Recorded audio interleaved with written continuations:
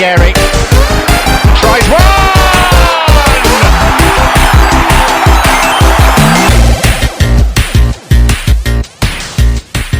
No striker, no problem. This is Not That Kind of Gooner, an Arsenal podcast. And we are coming to you after a 2-0 win at Leicester that for most of that match did not feel like was going to end up being a 2-0 win. So really excited to talk about that. I'm Sham. You can follow me on Twitter at Shamsdale. You can follow me on Blue Sky at shamsdale.bsky.social. Those handles are really unwieldy. And with me is Drew, who you can follow at Geechee Kid on Twitter and at Supply and Demand Drew on Blue Sky. Drew, how are you doing? I feel like I'm doing a lot better than I would have expected to be, given my thoughts pre-match at the weekend. But yeah, I'm doing well. Enjoying my Sunday before I get to work later. But good to be back with you guys again for episode 2, and hopefully I have better audio this time. That would be great. You're sounding good so far, so that's good. Splendid. And then with us as well is John, who you can follow on Twitter at 305cast and at Yellow Ribbons on Blue Sky. John, how are you doing?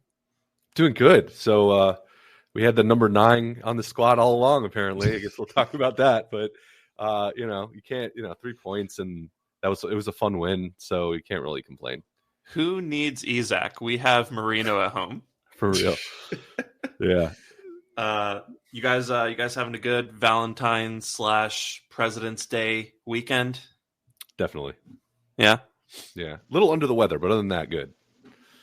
I feel like there's a lot of that going around. I feel like a lot of people have been hit by whatever. Maybe it's just like the lethargy about what's going on in this country, but we won't get political on this podcast today. Perhaps another time. I wanted to just jokingly ask, which president are you celebrating tomorrow? I love it. Everybody but, the current one. I'm a bit of a Martin Van Buren guy myself, It's a very, very, very dark horse choice. I like it. But I feel like Abe Lincoln's a solid choice. Yeah. Shouldn't I be saying that? Like, just for a quick joke. I feel like that should be my choice. But you went with the everyone but. That's true. Oh man. We're off to a great start. I'm not even going to mention which presidents I should not be mentioning by that logic. But so we are doing a kind of a post-match pod. So the way that we're structuring this is we're doing 2 pods a week. First one every week is going to be a post-match pod that comes out, late in the weekend, early in the weekdays. And we're just going to do risers and fallers from the match. So players who impressed, players who maybe concerned us a little bit or didn't impress as much as we wanted them to. And then we'll, maybe hit some other key takeaways at the end if we feel like we've missed something. And then later in the week, we'll do a longer pod and kind of just discuss what will happen in the coming days and maybe preview the upcoming match. So that is how things are structured at this moment in time, which means we're going to hit the risers and fallers right now. So like I said, risers are, players who we were really impressed by, players whose performances we really liked. Maybe that means something positive for them moving forward. And then fallers are players who maybe we're a little bit more concerned by. Maybe we have some worries about them moving forward. So for the fallers, John, I'll go to you first. Not fallers, risers. John, who is your riser from the 2-0 win at Leicester? Marino. Yeah. I mean, you can't, it's hard not to pick him, right? And it's funny because of course he's going to come and score a brace after I was just like, you know what? I can't even imagine what's going through anyone's mind making him a striker, which is why I'm not an Arsenal manager, among other reasons, but that's one of them. So look, you can't really, when you need someone to step up to be able to do that, and it's at a point in the fixture where it was a very difficult kind of progression. I mean, we were looking good, but at the same time, he needed to come up big, and he did twice.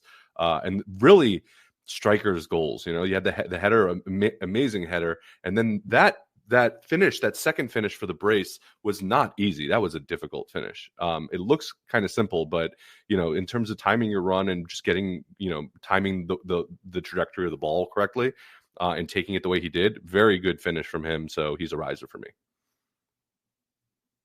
Yeah, I'm glad I'm really glad that you brought up that point about the second finish, because I remember watching that and kind of thinking to myself, what other player on the Arsenal team currently makes that finish? Mm-hmm. No, they stop it and then they try to cut it back or something like that. They don't try to take it like that. Yeah. Agreed. Yeah, like I love Odegaard. He 100% like traps that and then tries to cut in on his left, or maybe Waneri finishes like that, maybe Saka. But yeah, it was a really impressive instinctive striker's finish from him. Yeah, I mean, the first 70 minutes of that game, it just the attack felt so dysfunctional and disjointed, and you didn't really like have a focal point. And so when Merino came in, I think it really just brought clarity for Trossard and Waneri, where it's like, okay, that's the guy that we're getting the ball to. So yeah, and then dream start, 2 goals, won us the match. Yeah, really, really, really impressed. Would you start him in the next game, or do you think he's better off the bench? Who do we play next again? I forget. West Ham. I mean, yeah, why not? I don't see why not. I mean, to be fair, there's not enough data for me to really like adequately assess whether he's better off the bench as a striker or starting. But I think after that, you at least kind of earn a nod, or at least a serious consideration to start as a striker. And then I think maybe after that we can get a better sense of whether that's the right move going forward while Kai's out for the season, or if there's some other option or whatnot. Who knows what Arteta's kind of brewing there. So I think based on that performance, you get a brace and you do it very convincingly. It's hard not to at least be in contention to start, right? Yeah. No, I agree. I mean, I think he's done enough to at least earn that consideration. Drew, what are your thoughts on Merino's performance? I mean, I feel like you guys covered it quite well, but I think the most important thing is something that maybe we didn't mention before is when someone's kind of playing in a position like that, sometimes they will just rely on their instincts and they won't be as liable to overthink a scenario. And you mentioned before, how do you have a player who maybe got on the chance and it wasn't him, maybe it's Odegaard or if it's even Havertz, who for that second finish, would they be more, would they rather have a tendency to overthink it? Rather than when Marina's just like, I'm in a goal scoring position, I'm going to try to just score a goal here. And just keeping it simple. And sometimes that's actually what you need. And I feel like because Kai is out, the work that Kai does, not just off the ball, but his start on set pieces. If you're starting Merino at 9, you at least will not be missing that aerial presence in the box, off set pieces, off corners, I think. And against the West Ham side, who can be annoying in that way, both on set pieces, both in an attacking sense, also in a defensive sense. Under Potter, they've been a bit better since he came in. So I kind of feel like we don't have anything to lose at this point going forward. We genuinely don't. Just nothing. It couldn't be worse with him starting than it was with him not starting against Leicester, I feel like. So I think for me personally, yeah, just give him the nod in the 11 and see how he goes. I'm with John on that. And turns out to be a bad choice. Maybe his role is just a super sub. But I thought what he gave us in those final 20 minutes, some of it was, I don't want to compare him to the player, but you saw certain aspects of what Olivier Giroud kind of gave us during his heyday with us. That really big focal presence. And it's what Kai does quite often, even though he doesn't have the same physical profile. It's the runs he makes, it's his link up play, it's his ability to time his runs into the box. Giroud was an expert at that. So having Marino give us that from the beginning, it might actually alleviate some of the pressure that you saw our creative players had before he came on. So for me, I just kind of feel like that might be the best choice. I think it's funny that you're comparing him to Giroud, because I feel like a lot of players in the Arsenal fan base would say he's already better than Giroud. I'm not one of those people, by the way. If I have a player that I'm willing to die on a hill for, I think it's Giroud. But yeah, no, agreed on all fronts. I I think that's a really good point about like just. I feel like with Marino, you're starting from square one, and you're giving him one job really, and I think that really simplifies the role for him. Whereas maybe with Havertz, it's about winning the duels, but also kind of finding this, like, finding the space and like taking advantage of chaos, but also, serving as a focal point, but also kind of like dropping deep. And like, I feel like with Marino, basically his job has been win your duels and put the ball in the back of the net. And that's it. And then we'll discuss things after that when you get used to it. So, yeah. So really good riser, and I have a feeling, Drew, that I know who your riser is going to be. I mean, it could be one of two, and we've talked about both of them since they've continued to progress this season. But for me, it's Waneri, and the reason why is because all the talk, even back to the summer, about Bukayo Saka was what are we going to do if Saka goes down injured, and there was a lot of questions if Waneri was actually able to step up in a bigger role as apart from just getting 15, 20 minutes here and there when he was able to get them off the bench. But he showed that he got promoted to the senior team correctly and in the appropriate time. He was absolutely brilliant yesterday. Got player of the match, but it wasn't just the assist. It wasn't just the creative side of his game. It was all aspects of his game is precisely what you would be getting from Saka if he was fit. So the fact that he has been putting in very Saka-esque performances, I think for us is absolutely. I mean, you can't say enough about it. So I don't. For those who maybe don't know, I'll read the stats off. But beyond the assist and the chances he created, he completed 6 to 7 take-ons. He won 12 duels. He completed 3 of his 3 tackles. He recovered the ball 3 times, 60 touches.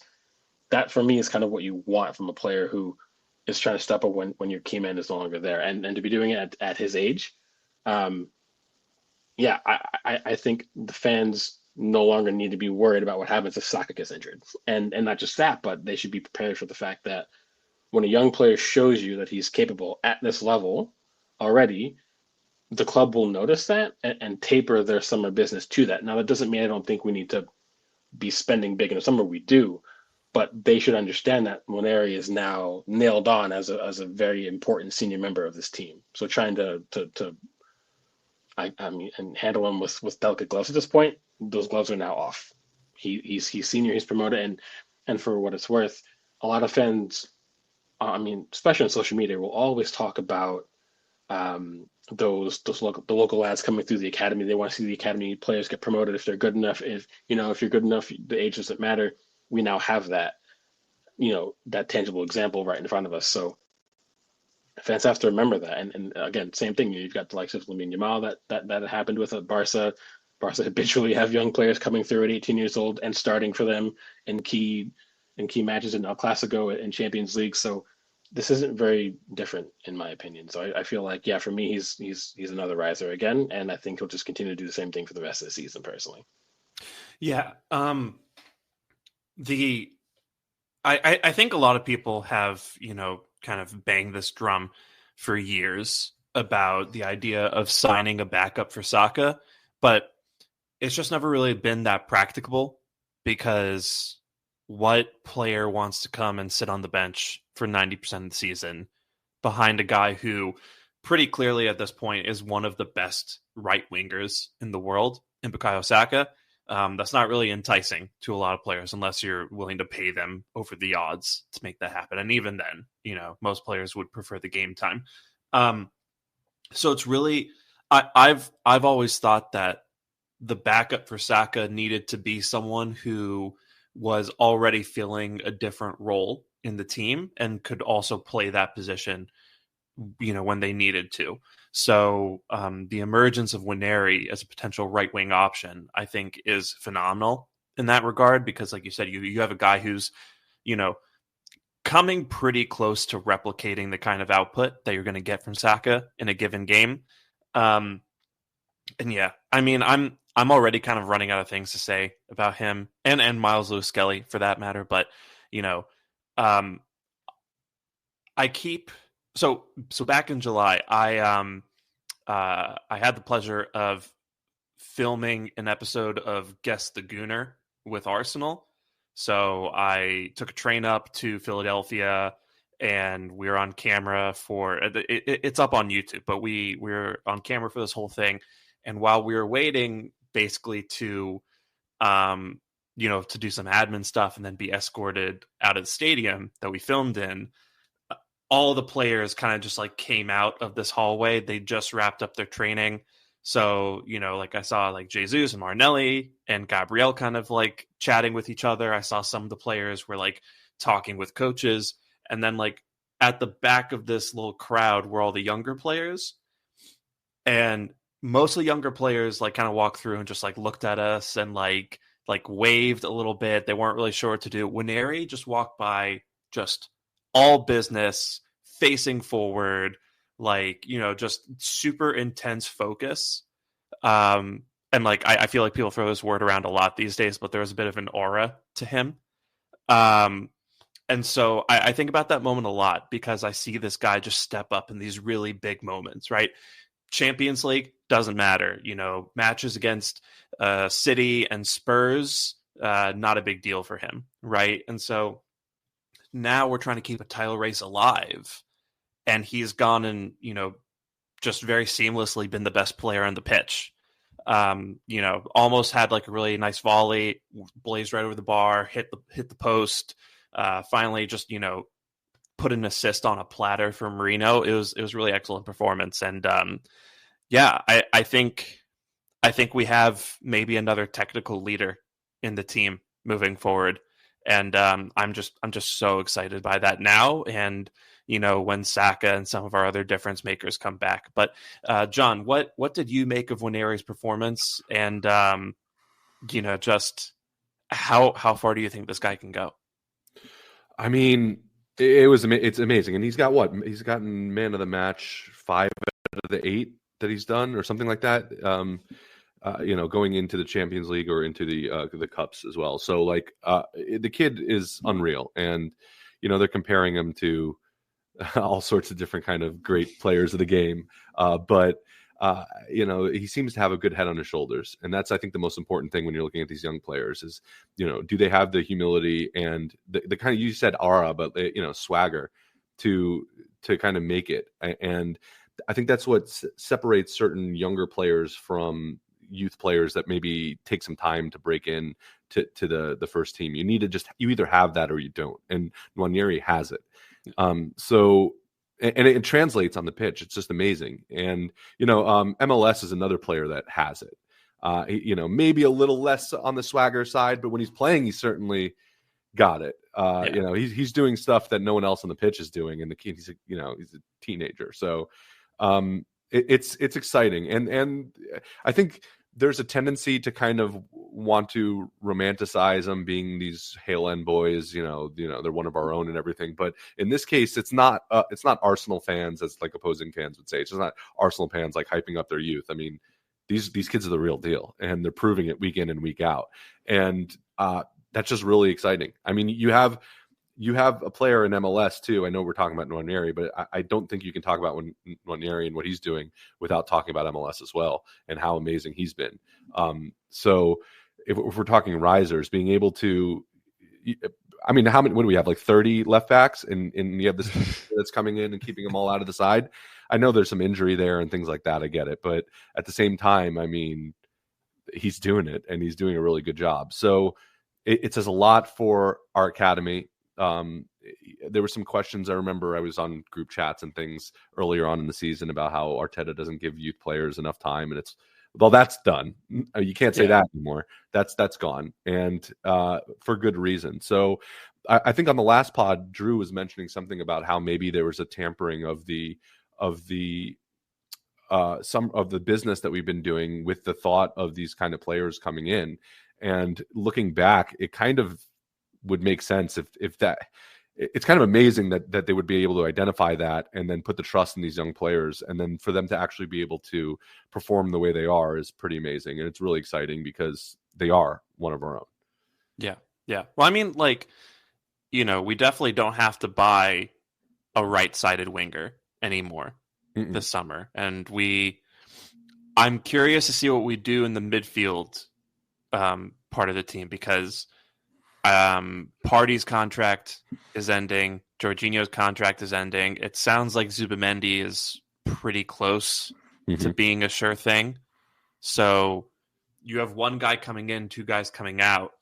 I find myself wondering if maybe that means Lewis Skelly is going to be considered an option at the base of the midfield. Yeah, maybe, or even Calafiori or someone. Point is we have choices there, and it's a good question. Because otherwise, like, we would need someone, right? Yeah. So I do think these guys have really staked their place in the team moving forward. These aren't academy kids who are just kind of visiting for the season, and then once we sign some other players, they'll be back in the U21s. No, these guys are here. They're part of things now. So that's really exciting. Drew, I'm curious, who was your other potential riser? I mean, it would have been Lewis Skelly. So I kind of alluded to it when I first had mentioned it, and I don't want to keep banging the drum for both of them, but it's almost kind of hard not to. And in Lewis Skelly's case, which Josh kind of alluded to, not only is he keeping more established left backs out of the team, he's been the best performer along the way, but he's also shown that he's dangerous in the final third. He has some instincts in and around the area, getting into the box, not just through his own technical ability, but just making those kind of like late runs into space to kind of either create space for others or just to get a shot off himself. And that's part of his profile that I could see him being shifted into midfield next season, depending on the business that we do. But also, he's been so good at left back, it's hard to see him coming away from that at this point as well. And I do think maybe, I think if we think back about it, we had very little, if any at all, links to Sverre Naipan before we saw Lewis Skelly come through as a left back and get his time there. Mm-hmm. So I wonder if his performances at left back have now made the club think, well, we need a younger profile centrally. Let's look at Naipan instead, and maybe they see Lewis Skelly's long-term progression as a left back. I genuinely obviously don't know. I'm not in club meetings, obviously, but that's just the way I personally analyze it. But it does show that, again, one of the key aspects of the profiles of players that not only are we looking to buy, but also develop as a club, which I think is even the more important thing, is players that are versatile tactically. I think that's the biggest thing that I think we can take away from that. So, he would have been my other riser, but I had to go through an error because how could I not, basically? Yeah.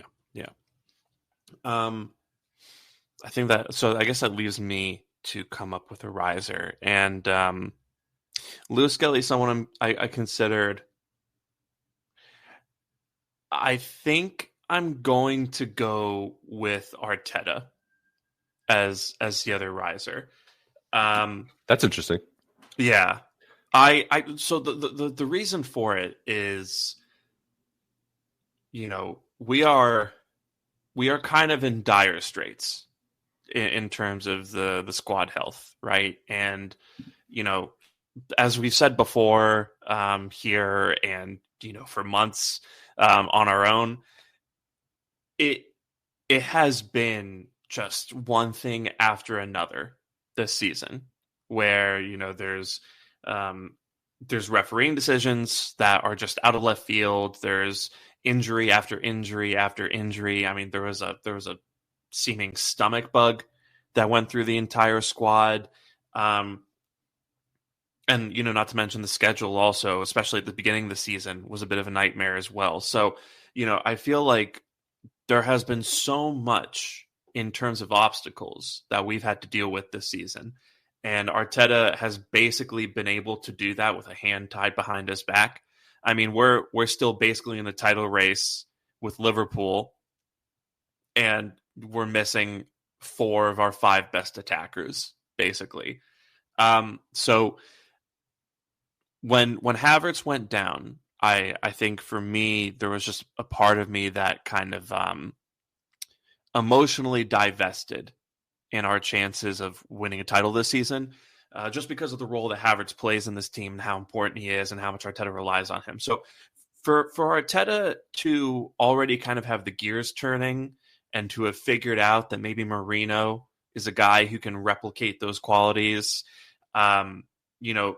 for him to have had such a big hand in putting together this squad, who Drew, like you said, like I mean, they're very tactically, malleable players, right?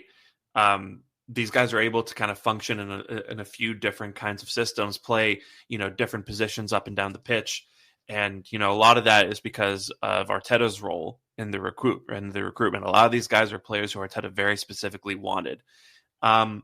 So he's showing that he's able to solve these really, really difficult problems, and I really liked him coming out the other day and basically saying, no excuses. I know we've had all these things to deal with, but it's up to us to figure out a way around it, to keep going, and we're not going to sit here and feel sorry for ourselves. This is part of the job, and he even kind of hinted that he was excited about having to figure out this new puzzle and trying to figure out a way forward. So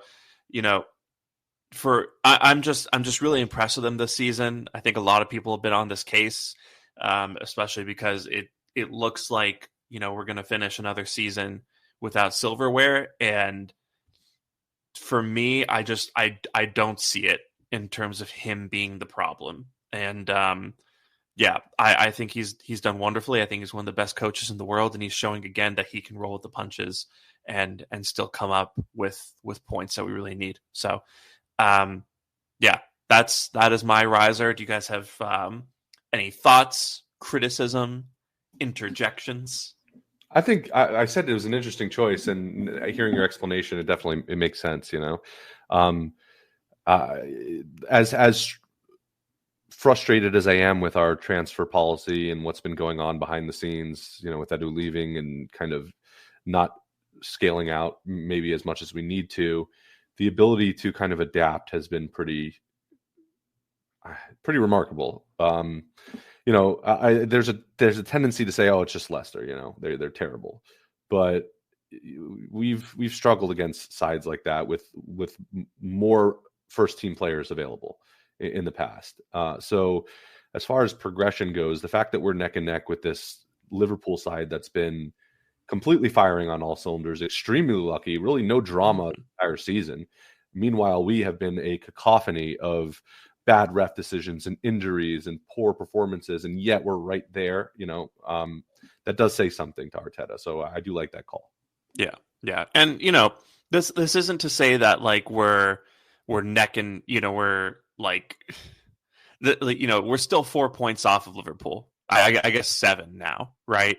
But for it to still be a question as to whether Liverpool are going to just run away with this title, I think in itself is pretty impressive.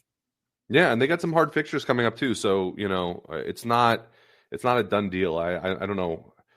You said emotionally divested, and I'm still there, but it's like every week, like my hope goes up and down. It's like a roller coaster, and then eventually you gotta you want to have hope, right? That's the fun of it. You want the hope to be there that your team can win the title, and we're not out of it by any means. So that's pretty cool.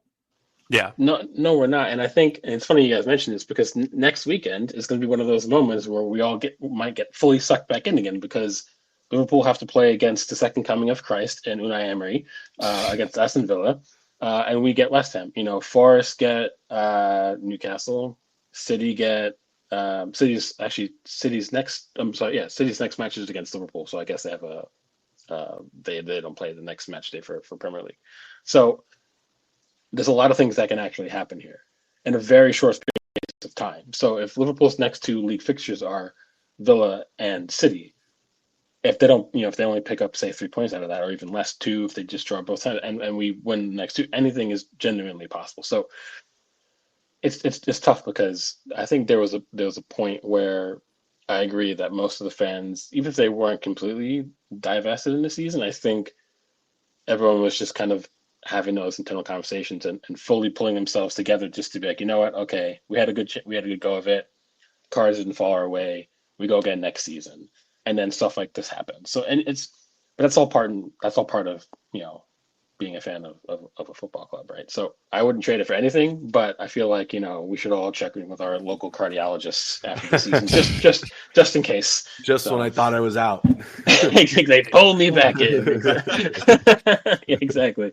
So yeah, but yeah, I wouldn't trade it for anything. It's been a hell of a season, so we see how it goes. I gotta tell you, I'm so worried that Emery is just gonna roll up with his B team like he did last year against City. I don't know. I feel like that guy kind of has it out for us sometimes. I mean, maybe, but he's sitting in ninth, so I don't want to hear a chat ever again about how he's a better manager than Arteta, given the circumstances of this season. That I think that conversation has been put to bed fully. But Yeah. And he's had backing at Villa, so if that guy doesn't get Champions League, I think they're kind of in trouble in terms of PSR regulations. I think we won the keeper conversation too. As good as Martinez is, I mean, Raya's levels. So good. Yeah, he's so good. It's ridiculous. So. Okay, so I think that about does it for risers. So we'll turn to fallers real quick. I'm gonna make this brief. I know Drews. Yeah, I think I know all of our fallers. Yeah, I think is probably Raheem Sterling. I'll keep my thoughts brief. You guys might have more to say. I think for me, I'll keep this like a paragraph tops. Basically, okay. At the time of the summer, I feel like, when we realized we couldn't get the players we truly wanted, we looked at him and said, listen, it's a dry loan. There's no fee. There's no wages. Arteta knows him. He had success under Arteta. Premier League proven and experienced, a more experienced head for some of the younger players coming through.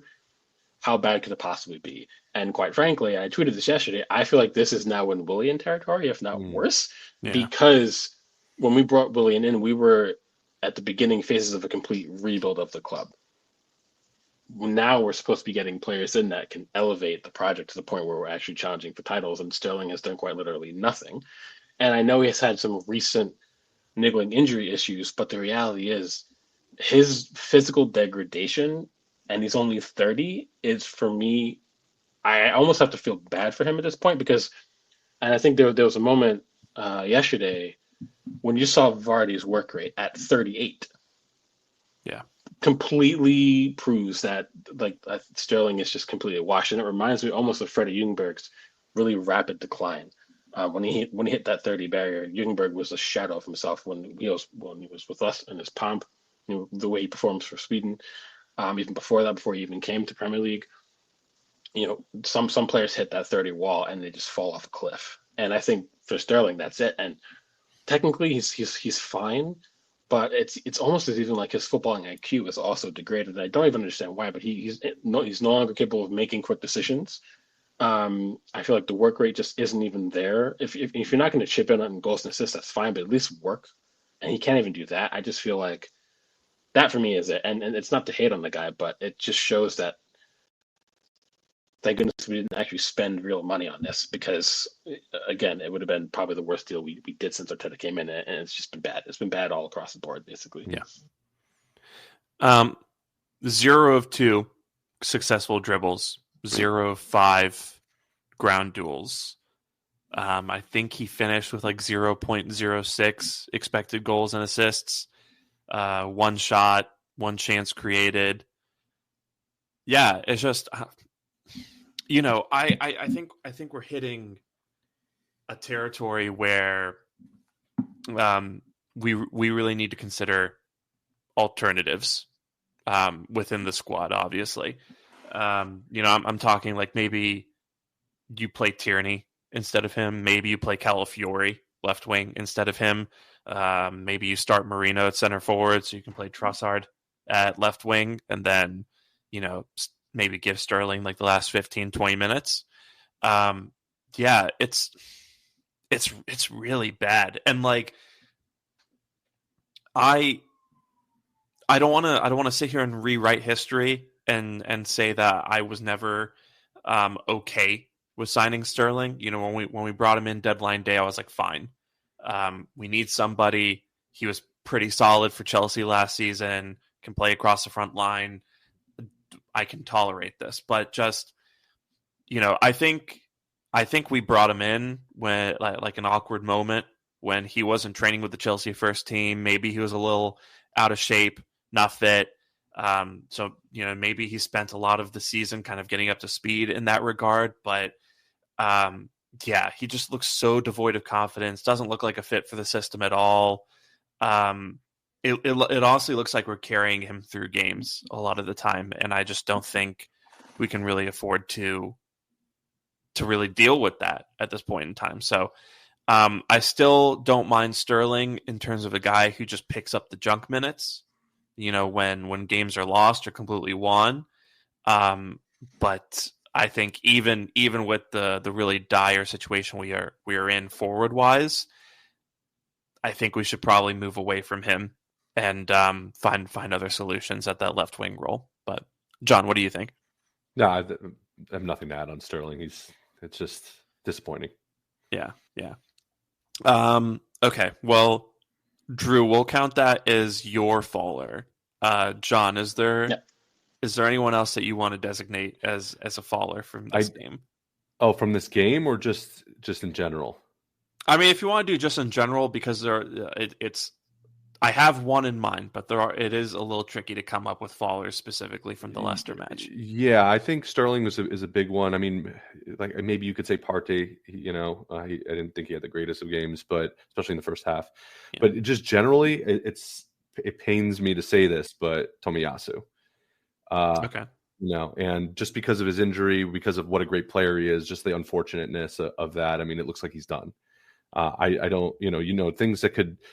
It's another game that he's not fit for. Every game, every single match week that passes that he's unavailable. It's a shame because he's such a talented, versatile player, and I think Arteta rates him extremely highly. But you got to imagine that by now, at this point, it's the writing's on the wall with him. He just can't stay fit. So that would be mine.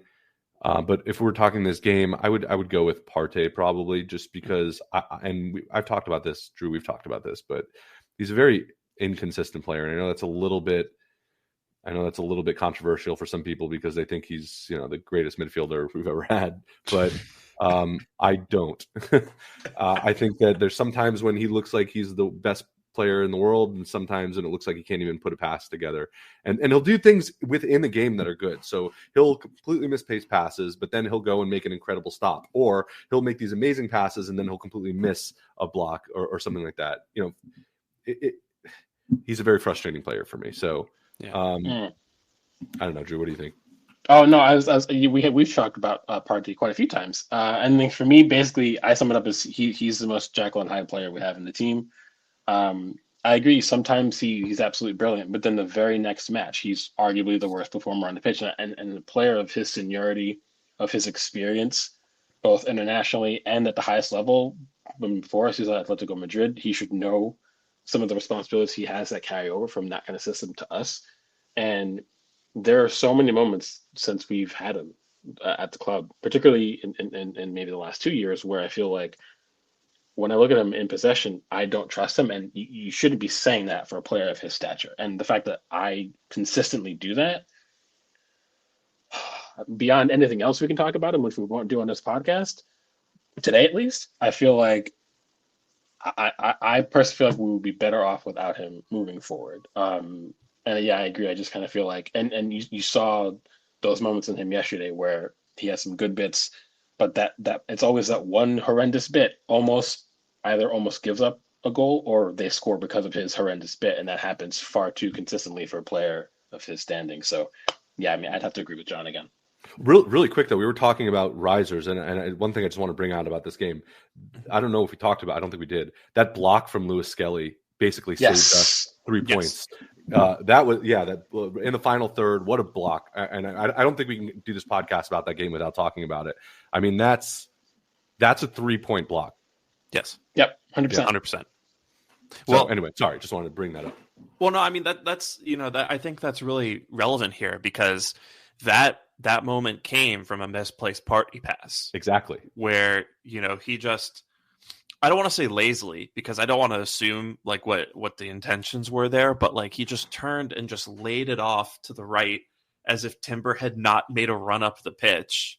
Baffling. Gets intercepted, and and basically Leicester just steamed down the field, cross it right in front of Raya's goal, and honestly, like, if Timber had not intervened to just tap that ball out of bounds, that's an easy tap in for Bobby De Cordova-Reid. So, yeah, and again, it kind of the dichotomy of not dichotomy, but the juxtaposition of the senior player who's making a mistake like that, and then a teenager having to save him. It's just not a good look for Partey. Mm-mm. I am a very well-known Partey. I was going to say, I feel like if anyone carries that standard more than anybody, it's you. I feel like I am admittedly not a big fan of Thomas Partey, but here's my thing with him as a player. He's very high risk, high reward, and that's not really something we can afford in the team right now. Right. He's really great at punching the ball through the lines. He has some pretty good vision to pick out some important passes for us. Every once in a while, he'll wallop a ball in from 25 yards out, and that's all great. Right. But we are decimated in terms of our attack. And also, I mean, you can say that even before that, we don't have particularly a potent group of forwards to begin with. Maybe Saka doesn't really deserve that tag, but I think Havertz and Martinelli and Trossard, just occasionally when you need them, put the ball in the back of the net, occasionally when they get a good opportunity, and I'll throw Odegaard in there as well. Those aren't guys who finish with the consistency that you would like. Those aren't guys who, score goals out of nowhere the way that maybe like an Isak or a Haaland would, right? And I'm not saying that I need them to be, but we don't have that guy. So when you have a player like Partey who can pretty regularly cost you a goal, that's a big mountain to climb to come back and deal with, especially when your starting front three currently is Waneri, Trossard, and Sterling, right? So if we had conceded that goal and it was 1-0 to Leicester, I think we lose, quite honestly. And I think if Partey gives away a pass against West Ham or he fails to track back, or he doesn't jump out and block a shot like he's done a couple times this season, and West Ham score off of that, I don't think we get maximum points because we are just not dealing. We cannot field an attack right now that can overcome that comfortably. So I think Partey for me is a guy who I know Arteta is going to keep starting him, but I wouldn't start him until at least Martinelli and Saka are back, because I just think, for all his benefits, the guy is a ticking time bomb in terms of a mistake that sees the ball end up in the back of our own net. But I don't know. Is that harsh? Am I being unreasonable here? No, you're not. You're not. Well, I feel like I don't. Yes and no, but I just quickly. I don't want to interrupt John. I know we're running out of time, but if you look at the comparisons, I mean, I hate to say it, but the reason why Rodri is how Rodri is because he is naturally risk averse, where he'll step in key moments. Maybe he'll play an odd risky pass every now and then, but usually it's further up the pitch rather than in his own half or in the transitional third. But he's in the right place. He rarely makes the wrong pass. He knows how to pick up his mark. He doesn't let people gallivant through the central third of the pitch without stepping up. And I remember that in the Villa match when Villa was just running right through center of the pitch, and part of it was just watching it. And that drove me up the wall. So I kind of feel like until we have a side who can mitigate potential mistakes at the back, I don't think it's that harsh to say that you would want to not see Partey, and I think that's actually a pretty fair shout. No, I was going to say he's a little too risky. So it's basically the same thing Drew just said. But I think that it's interesting too, because he's kind of a remnant he's like one of the more senior players and a remnant of a side where, maybe mistakes here and there were okay, they were kind of expected because everyone on the pitch was doing them. And he's kind of from that era of Arsenal. And if you notice, that's kind of almost been eliminated with the current squad, but you get flashbacks of that with Partey, and that's just, annoying. Yeah. I mean, there's a reason why I think his best season with us was 22-23, where we were a very high risk, high reward kind of side. And, him and that pivot with Zinchenko, with Xhaka kind of up the pitch to help, mitigate some of the risk there. That really worked for him. But yeah, it's just not the same side. I think he's declined a little bit, especially physically. And so that's me on Partey. Before we get out of here, I'll give my faller, and it's a bit of a cop out because I can't really think of any other Arsenal player who I found concerning from this match. And I just kind of want to talk about this thing real quick, which is my faller is Liverpool. Liverpool is my faller. And the reason for that is between the Everton game and the Wolves match today, for those of you who didn't watch it, Liverpool took a 2-0 lead at home to Wolves through, Konate should have been sent off. Van Dijk should have had a yellow at least.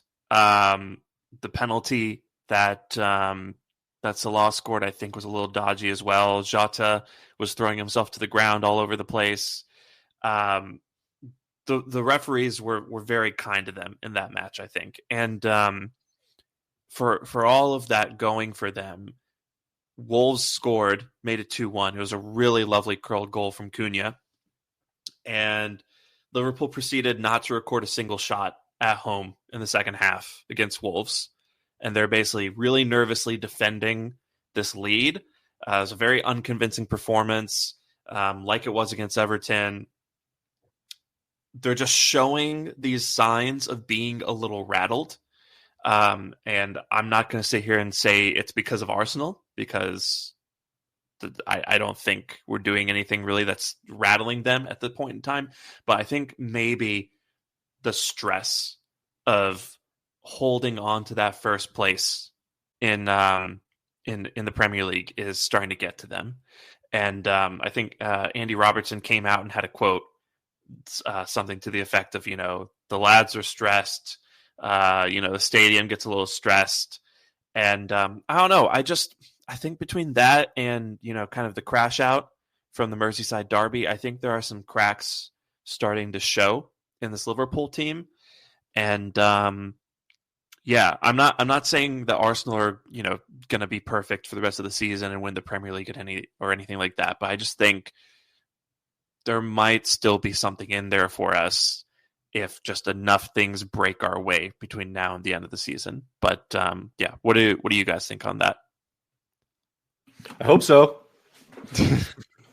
I hope they're a faller. I hope they lose the next 4 matches. That'd be great.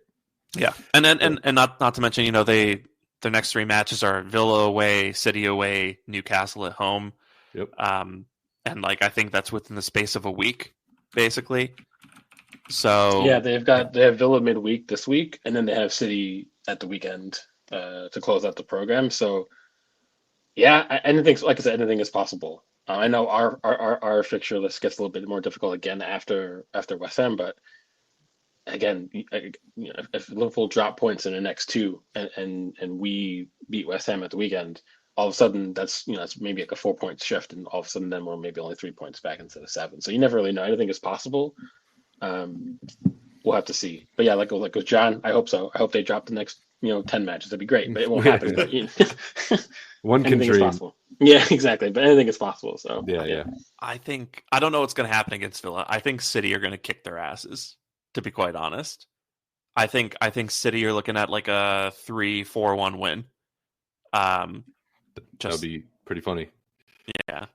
So yeah, I don't know. No, it'd be a good, nice like battering. Some injury, like Salah getting injured, Jota getting injured, Diaz getting injured, Allison getting injured. Let's go. They've just been so lucky. That's the thing, and you can't be that lucky over 9 months. And as soon as I say that, I know that they're probably going to do that. But yeah, I don't know. It's not the same Liverpool that we saw in the first half of the season. I think things are starting to get to them. I think there's a lot of talk that's unsettling them between Trent's seemingly impending move to Real Madrid, between the Salah and Van Dijk contract talks, between Konate getting linked to PSG and basically being like, oh yeah, that'd be cool. Well, let's see what my agents want to do. That's not the best answer. So yeah, maybe Slot losing the plot a little bit. Yeah. I think, and this is Slot's first season, so does he know how to cope with, kind of maintaining the lead in a Premier League title race? We'll see. But yeah, that's just me holding on to a little hope, and we'll see what happens. But yeah, any final points? Anything that we haven't covered that you guys want to get to before we get out of here? No, that was good. No. Yeah, no, I think everything's okay. To be honest, yeah. Okay. Well, with that, we will get out of here. And happy President's Day to everybody. Lyndon B. Johnson. That's another good one. I like Lyndon B. Johnson. I feel like I'm just getting offended today, but that's all right. Oh, okay. God. We'll talk about this off camera. Off record. Lyndon B. Johnson. So, anyway, thank you guys so much for joining us. And we'll be back later on this week to talk about the week's events, to preview our upcoming match against West Ham, and whatever else may come our way. So we'll join you then. Thanks for joining us here now, and until then, take care and bye. Bye. Okay.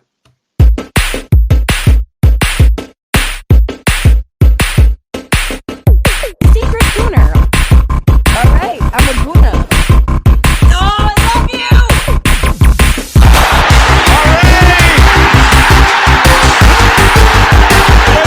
To go! Here's the batsman here, Santi Cazorla! Kayo Saka! That is a goal! Wanieri